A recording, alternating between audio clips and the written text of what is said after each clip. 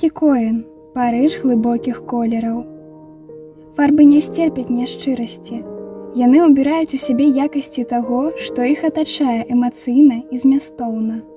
Чалавек жыве прыкладна па такіх жа законах. Для поспеху трэба не толькі адказаць на пытанне «як», але і на пытанне «з кім». У Менску будучы мастак і заўважае ў сабе зацікаўленасць мастацтвам. Сям'я з крытыкай ставілася да абранай прафесіі, бо лічыла яе неперспектыўнай. Але Кікоін цвёрда стаіць на сваім, паступае ў школу Якава Кругера. Так Менск і пазнаёміў Міхаіла Кікоіна з Суціным. То бок яшчэ да прыезду ў Парыж мастак сышоўся з будучымі суседзямі з пчалінага асяроддзя.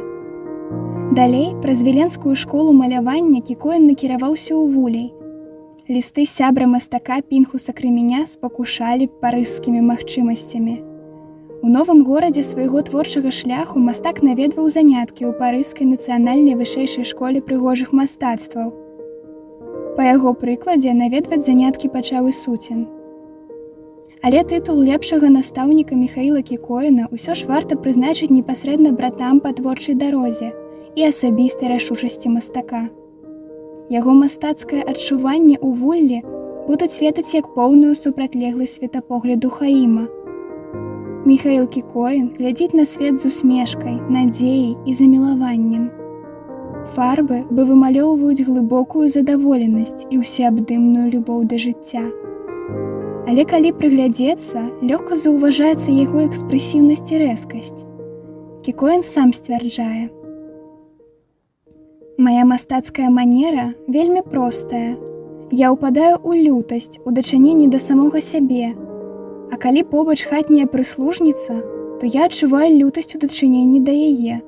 Вось што дапамагае мне ў працы.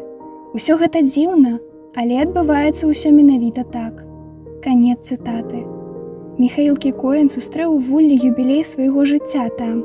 За 15 год ён стварыў сям'ю. За 15 год ён ні разу не адмовіў у дапамозе, хаця і сам быў не ў лепшым становішчы матэрыяльна.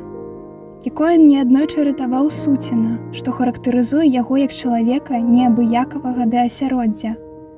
Можна назваць Міхаіла Кікоіна мастаком, які выяўляе любоўю.